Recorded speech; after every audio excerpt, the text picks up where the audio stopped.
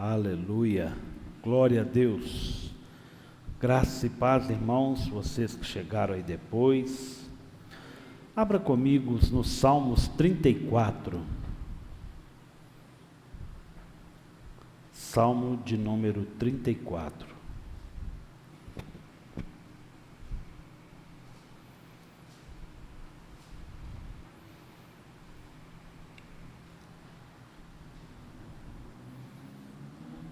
Versículo 4.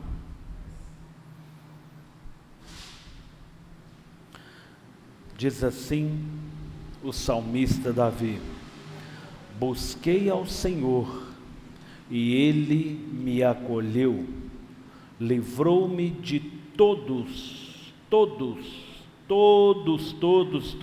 os meus medos ou temores. Amém? Feche seus olhos. Pai, nós te louvamos, Pai, nós te bendizemos, Pai, te damos graça porque o Senhor é Deus poderoso, Pai, o Senhor é Deus que nos livra, Pai, o Senhor é Deus que nos guarda, Pai, o Senhor é Deus que nos ama, que nos instrui, Pai, que a Tua palavra, Pai, que é poderosa, que infelizmente, muitas vezes vulgarizada, reduzida, pela religião, pelos homens, por pessoas despreparadas. Pai, seja o Senhor a ministrar nas nossas vidas. Pai, seja o Senhor a trazer graça e direção. Em nome de Jesus. Amém? Pode sentar, queridos.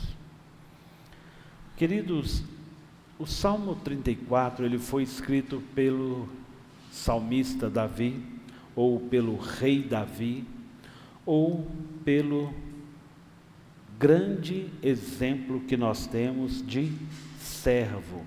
Davi era um homem muito conhecido, né? Se lembrarmos aí, a gente vai lembrar, por exemplo, da história de Davi e Golias. Um Davi que ainda era menino, né? Quando luta com Golias. Esse texto do capítulo 34, já é um Davi homem, é um Davi maduro, é um Davi experimentado, mas vivendo as suas lutas, e Davi havia fugido de Saul, e quando ele foge de Saul, ele faz algo que é maluco demais. Aquele ditado, né? Amigo de amigo meu é meu amigo, né? Inimigo de inimigo meu é meu amigo, né? E Davi fez mais ou menos assim. Já que os filisteus eram inimigos de Saul, Davi, para fugir de Saul, foi se associar com os filisteus. E sendo que Davi, né, era o mesmo que matou um filisteu como Golias.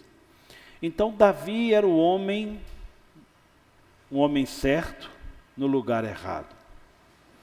Davi era um homem que estava fugindo. Davi estava fugindo do seu opositor, que era o rei então Saul.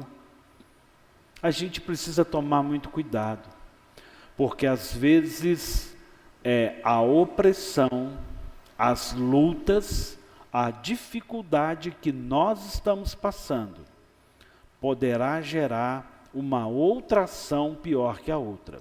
Fugir de Saul era importante, mas estar com os filisteus é uma loucura. É uma loucura. Se você for lá no 1 Samuel 21, você vai ver que Davi fingiu de louco. Davi se fez louco de babar e espumar para que os filisteus não o matassem. Então, a Bíblia também fala, um abismo chama outro abismo. Então a gente precisa tomar muito cuidado, porque quando estamos vivendo desafios, nós não saímos tomando decisões a bel prazer. Nós oramos, nós buscamos em Deus, nós lemos a palavra, nós alimentamos da palavra e é o período que a gente menos decide as coisas. Quando estamos exaltados, quando não estamos bem, é o momento onde menos decisão nós tomamos, principalmente ligada à mudança. Então, feito esse contexto, eu abri o culto com o Salmos 34, versículo 1, 2 e 3, Davi falando que ia bendizer ao Senhor, que a alma dele se gloria, e ele nos chamou a louvar com ele. E agora ele vem no verso 4 e fala assim: busquei o Senhor, e ele me acolheu. A gente precisa parar. Davi era um homem que ele tinha experiência com Deus. E quando ele buscava a Deus, Deus respondia. A gente precisa pensar como nós vivemos a nossa vida e como nós buscamos a Deus.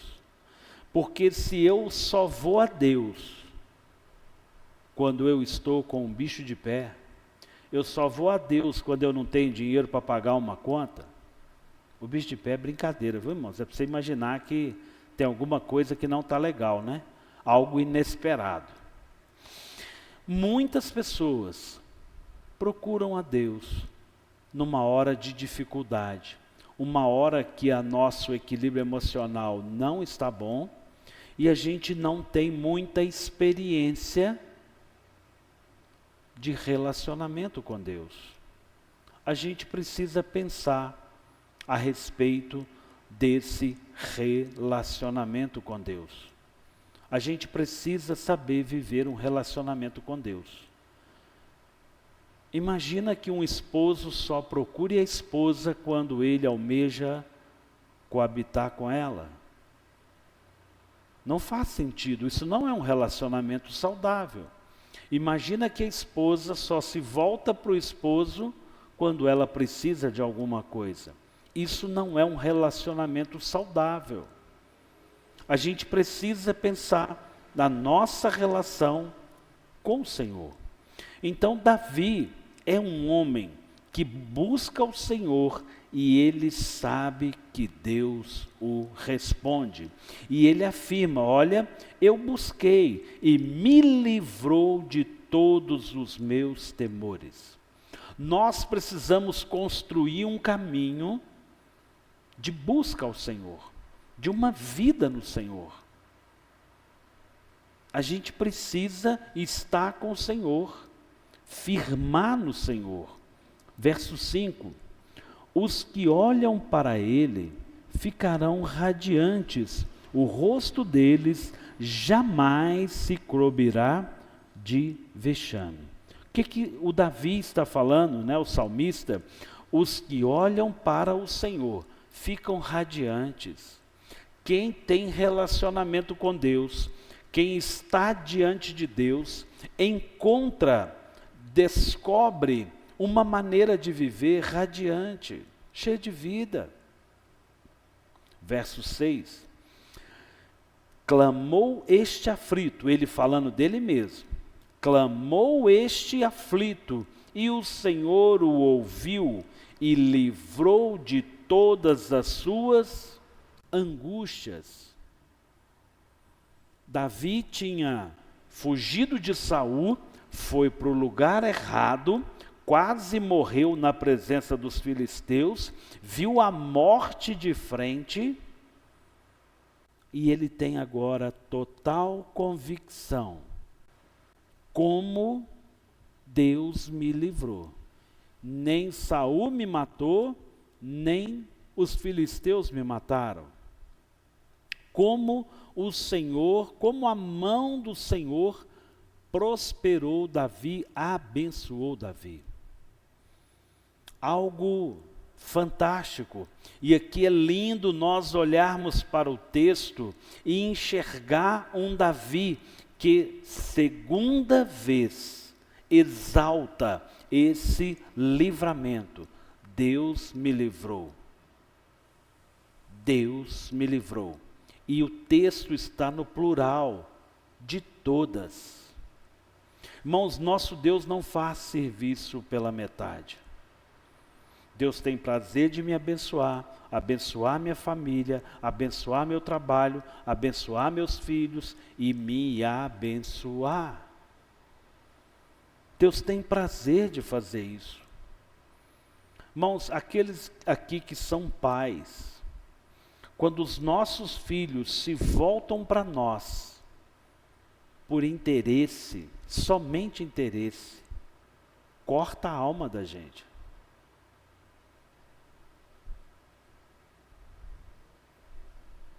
Quando os nossos filhos se voltam para a gente para um relacionamento, para um colo, para um abraço, faz muita diferença. Muita diferença. E Davi vai narrando essa experiência dele com Deus.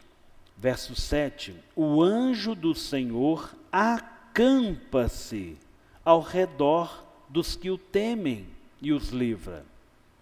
Eu acho esse texto engraçado, porque os evangélicos têm uma dificuldade muito grande de falar com anjo, perdão, em português.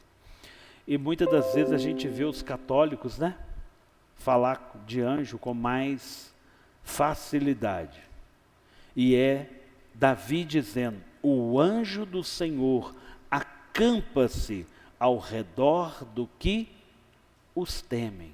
Aquele que teme ao Senhor. Se eu temo o Senhor tem prazer de colocar toda uma estrutura espiritual para nos guardar. A gente precisa pensar isso, queridos, porque eu posso estar em qualquer lugar, até lá com os filisteus, mas se eu estou firmado no Senhor, se eu estou convicto do Senhor, os anjos, né, o anjo do Senhor acampa ao redor. Davi está aqui justificando de que forma que o Senhor tem me livrado, de que forma que Saul não me alcançou, de que forma que os filisteus não me alcançaram, porque o meu Deus libera anjos, o meu Deus coloca toda a estrutura espiritual necessária. E aqui o verso 8 é um convite para mim e para você. Vitor, prove, olha aqui, prove e veja como o Senhor é bom. Michael, olha aqui, prove e veja como o Senhor é bom. Queridos, o salmista está falando assim: gente, presta atenção, vocês precisam experimentar mais desse Deus. Prova, experimenta. Se você comer um pouquinho dele, você vai querer comer mais. Lembra quando as nossas mães ou as vovós falavam assim: experimenta aí, menino, você vai ver, é gostoso. Aí você comia e falava assim: não, avó, que delícia, não, mãe, que delícia. É bem parecido com isso. Davi está aqui. Gente, provem, vejam que o Senhor é bom. E feliz é aquele que se refugia no Senhor. Feliz é aquela pessoa que se volta para o Senhor, que recebe essa proteção. Tema o Senhor. Verso 9. Temam o Senhor, vocês que são os seus filhos, seus santos, vocês que são seguidores, temam o Senhor. Temer não é ter medo, é saber que Ele é saber que nele tem tudo, nele tem amor e tem juízo, tem justiça, mas tem afago, tem colo. Tema o Senhor, reconheça que o Senhor é digno de louvor. Ele falou isso no início, nos primeiros 3 versos, de louvor. Então tema esse Deus ao qual ele chama no verso 3 a adorar ao Senhor. Então, temer é adorar, temer é se voltar, temer no sentido de confiar, pois nada falta aos que o temem. Nada, nada, nada falta aos que o temem. Irmãos, verso 4 de novo, busquei ao Senhor e Ele me livrou de todos os meus medos. Clamei ao Senhor e Ele ouviu e me livrou de todas as minhas angústias. Verso 6. Verso 9, temo o Senhor, vocês que são seus santos, pois Ele não vai deixar faltar nada. A gente pensa muito quando fala em faltar, na questão de recurso, alimento, roupa, emprego. Queridos, não, vamos além disso. Ele não deixa faltar nada. A nossa segurança, a nossa alegria, o nosso prazer de viver, a nossa saúde, a graça dele, a proteção dele, a alegria que nós temos de seguir e servi-lo.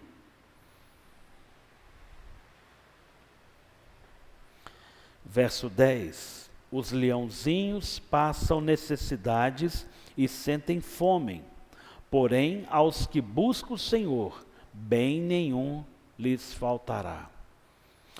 O texto aqui, o salmista, como ele tem experiência, né, de matar urso, de matar leões, de matar gigante, ele fala, os leãozinhos, né, que são ferozes, sentem fome. Mas os que buscam ao Senhor, bem nenhum lhes faltará. O leãozinho, de uma certa forma, eles já são obrigados a ir à caça e aprender. O leãozinho, não no sentido do bebezinho, mas o leão mais novo. E nós, por mais imaturos, por mais pequeninos na fé, o nosso Deus continua cuidando de nós. O nosso Deus não nos desampara, não nos deixa faltar nada. Lembra do convite do verso 8? Provem, veja, olha o 11 agora. Venham, venham, venham meus filhos e escutem. Por que Davi está falando isso? Porque precisa tomar uma decisão. Se a gente realmente não toma uma decisão, se a gente não se volta para o Senhor, não experimenta dele, não come dele, amanhã é um dia como hoje. Nada vai fazer diferença. A gente vai vivendo dia após dia das mesmas formas. Então venham, tome uma decisão. Venham sai do lugar que você está. Saia da condição que você está. Escutem, eu lhes ensinarei o temor do Senhor. Temer ao Senhor é algo que precisa ser apreendido. Nós precisamos aprender a temer o Senhor. Pastor, eu não sei temer o Senhor, eu não tenho muita experiência com o Senhor. Queridos, nós precisamos estar mais perto da palavra, estar mais perto de Deus, mais perto da família de Deus. E a fé vem por ouvir. E ouvir o quê? A Itatiaia? Não. A palavra. A fé vem por ouvir e ouvir a palavra. Então venham e escutem, e eu lhes ensinarei o temor do Senhor.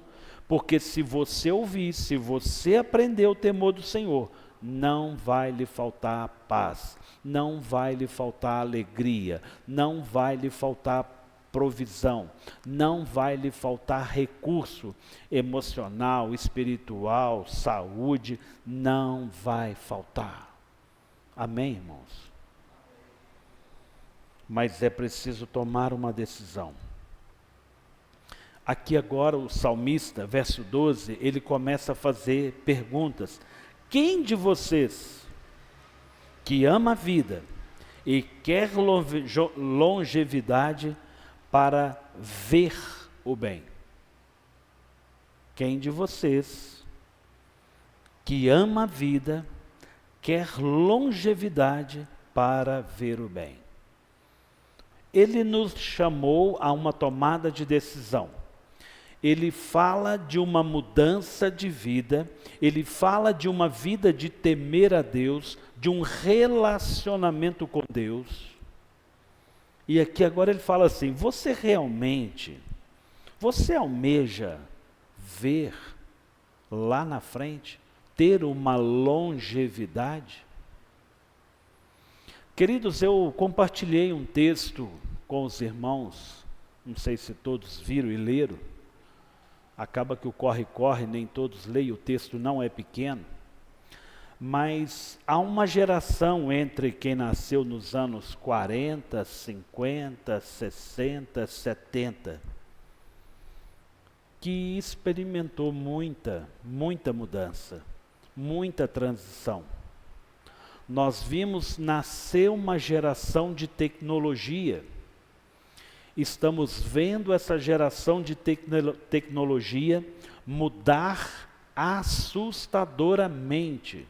Estamos vendo agora aparecer inteligência artificial e ainda vamos ver muita coisa, por exemplo, como um robô humanoide. Como nós temos visto tantas tecnologias.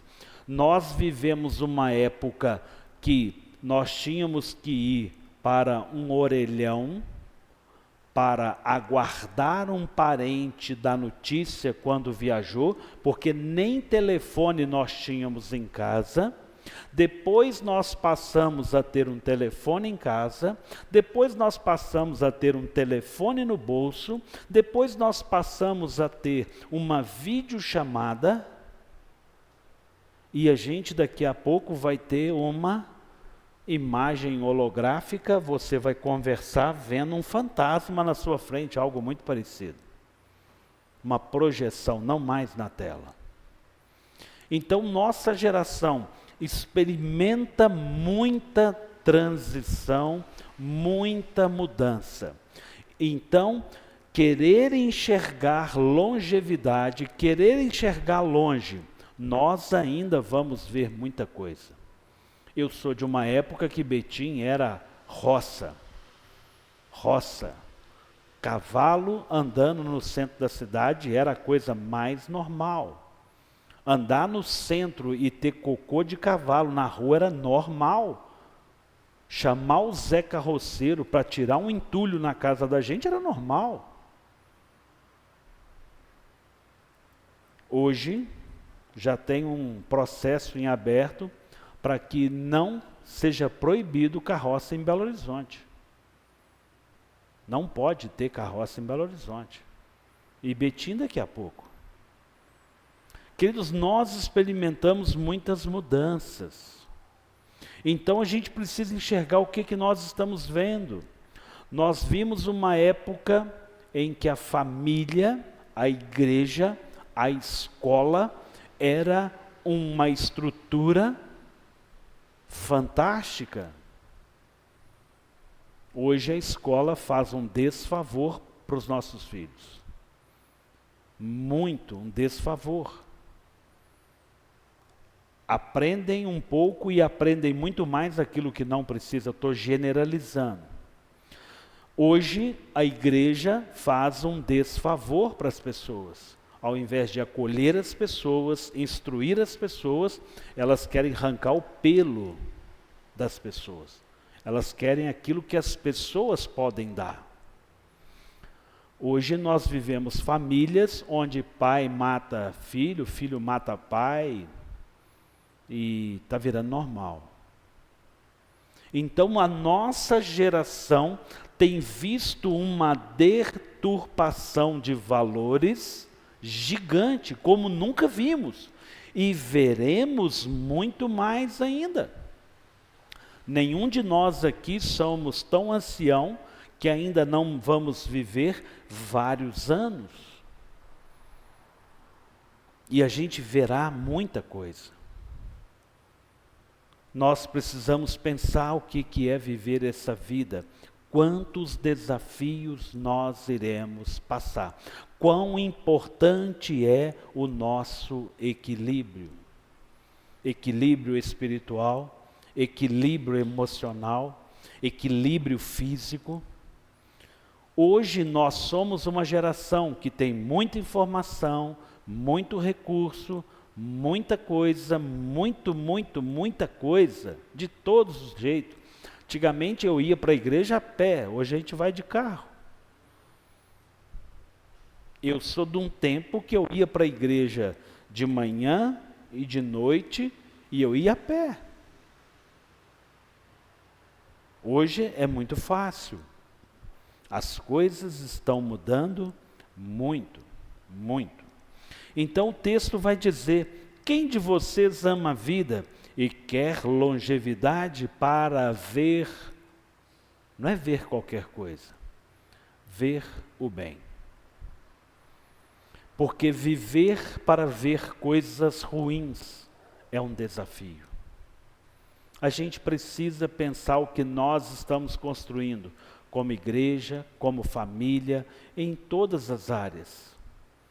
Nós estamos produzindo uma longevidade que nos dá prazer. Queridos, nós precisamos parar e construir uma vida, nós precisamos ter um projeto. Nós precisamos saber o que nós estamos fazendo, para onde nós estamos indo. É fundamental pensar a nossa caminhada. Quem não sabe aonde está indo, qualquer lugar é lá mesmo. Qualquer resultado que você alcança é satisfatório, porque você não tinha uma projeção, um objetivo de um resultado. Se subiu, se desceu, se caiu, se quebrou, se está inteiro, não faz diferença. Agora, quando eu sei onde eu estou chegando, quando eu sei onde eu quero chegar, quando eu tenho o meu projeto de vida, quando eu me coloco no lugar de uma longevidade, de uma construção, e que eu vejo a mão do Senhor construindo, direcionando a minha vida, eu sei dizer, tal como Davi: ai, como eu busco ao Senhor, e o Senhor me livra de todo mal. Como eu tenho buscado ao Senhor, e como eu vejo o favor dEle. Como o meu Deus tem prazer de estender as suas mãos e nos abençoar.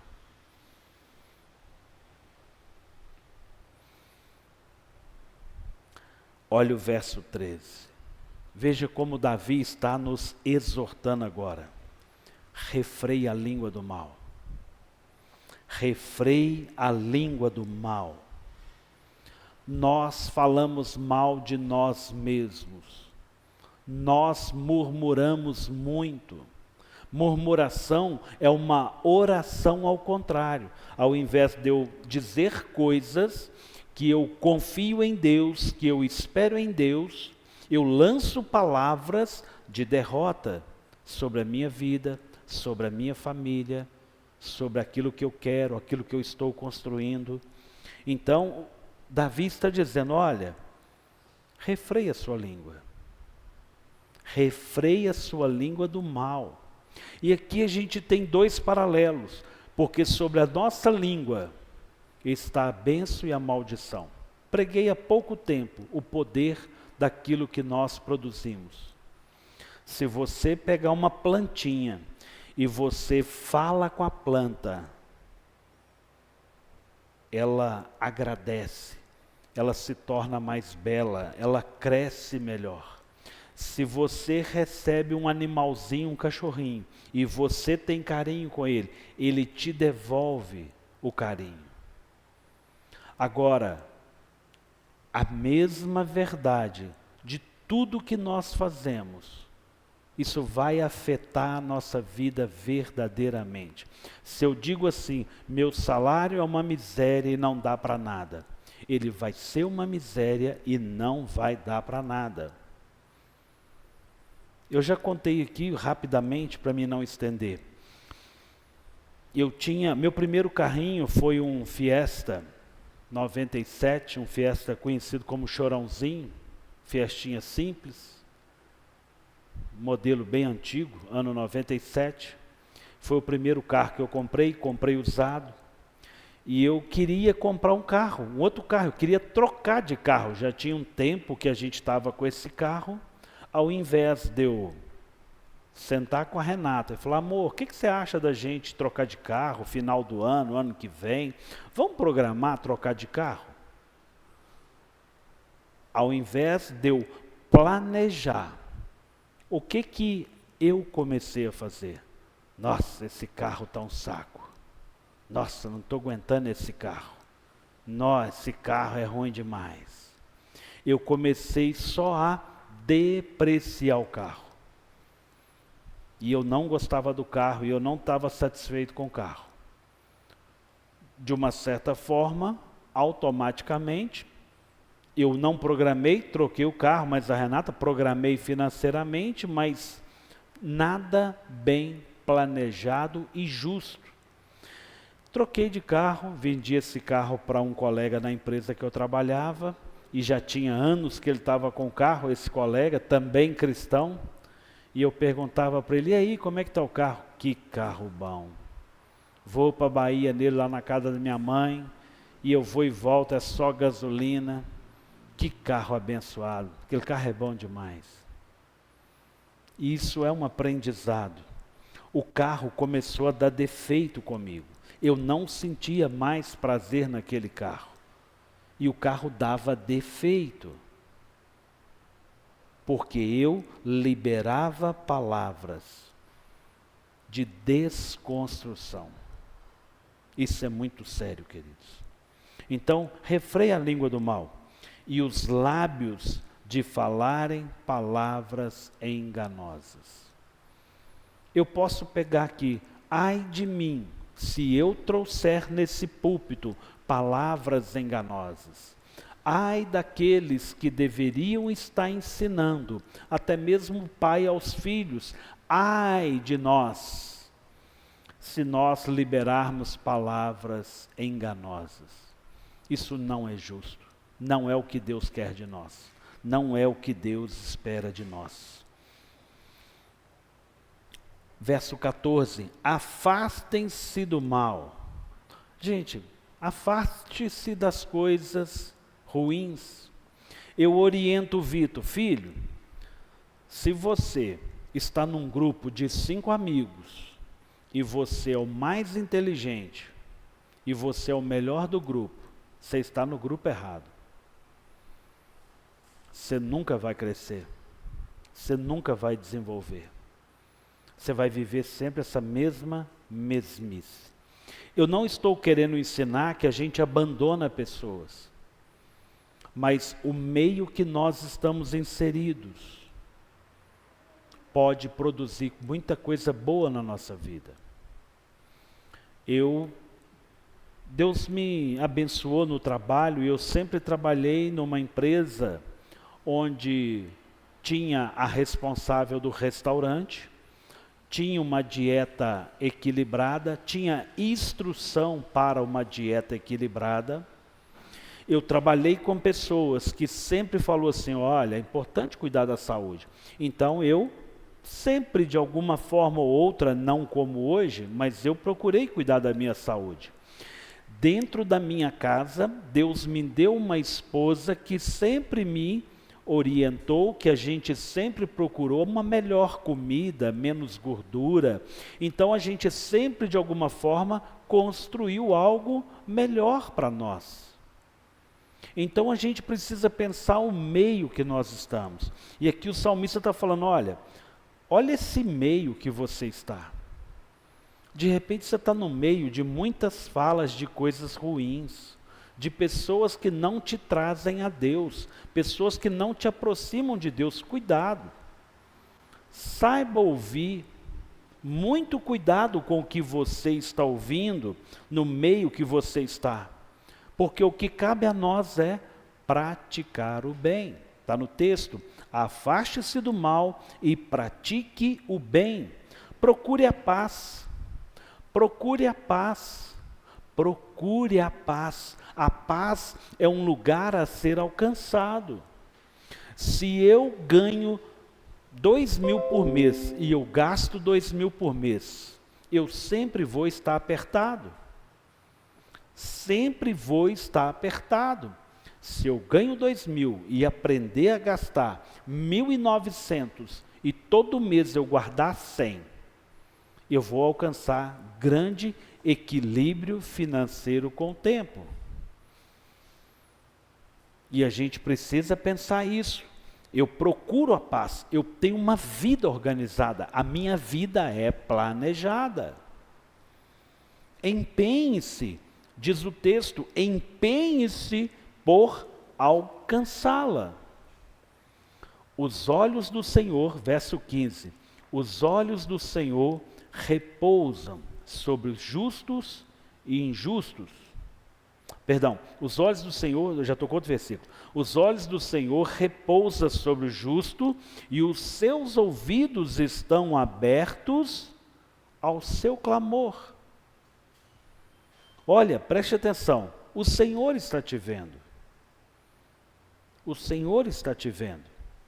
Os seus ouvidos estão abertos a ouvir cada um de nós. Cada um de nós. O rosto do Senhor está contra os que praticam o mal.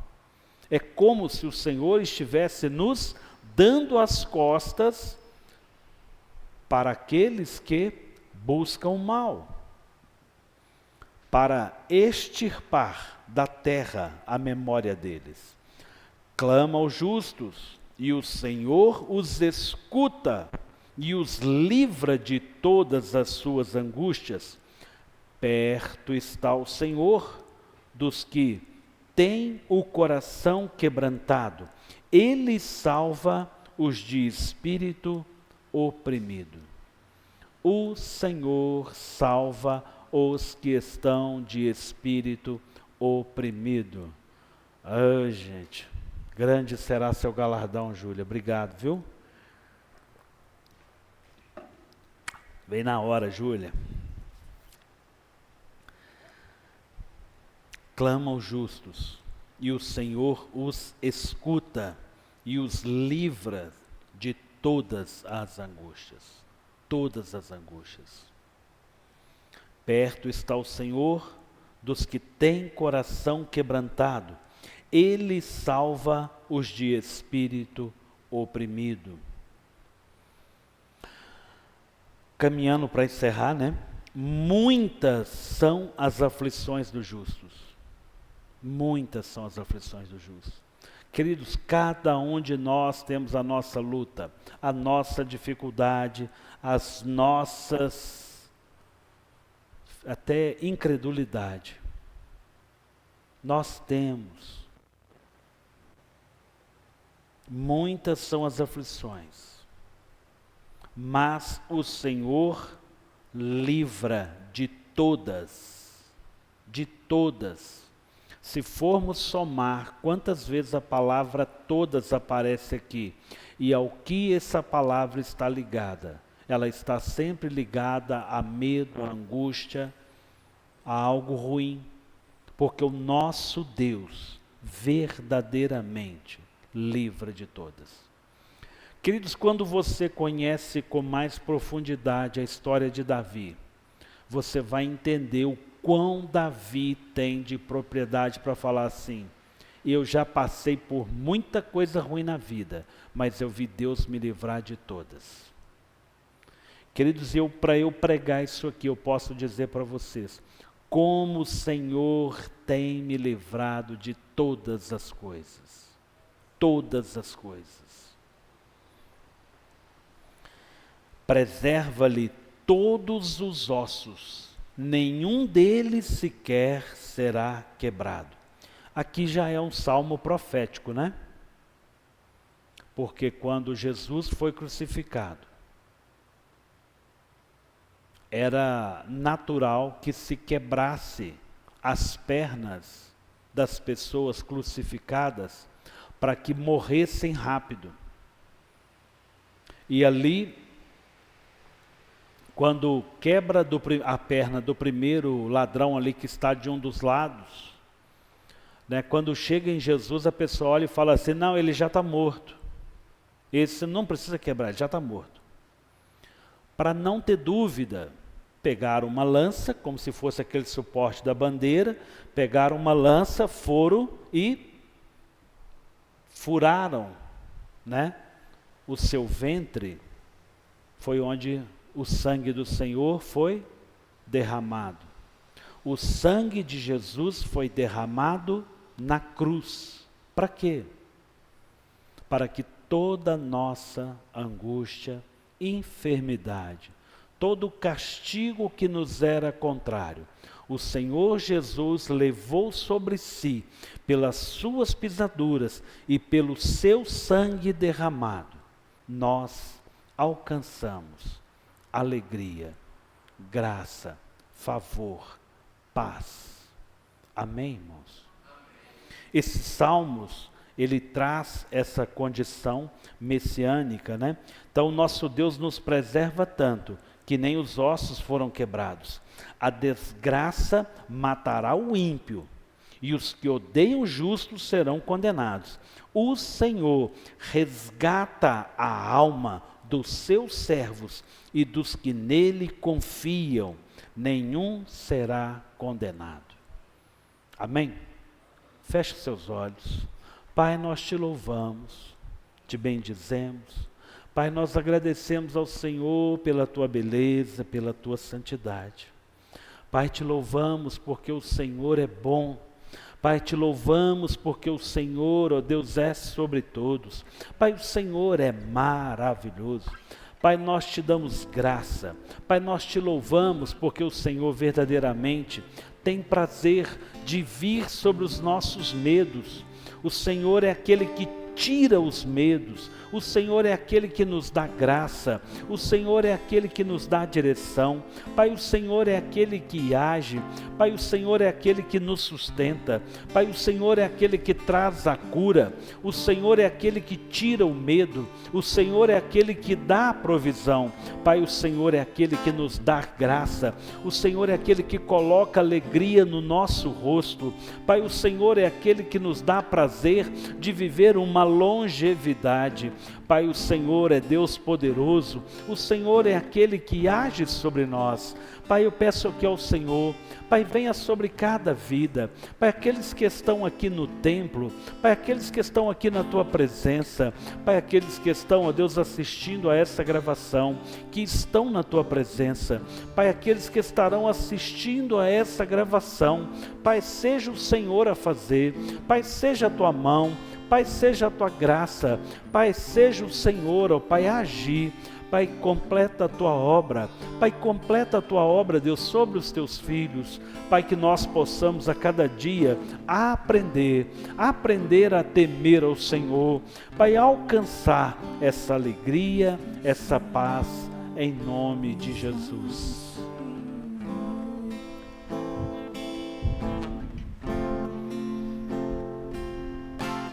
Abre as comportas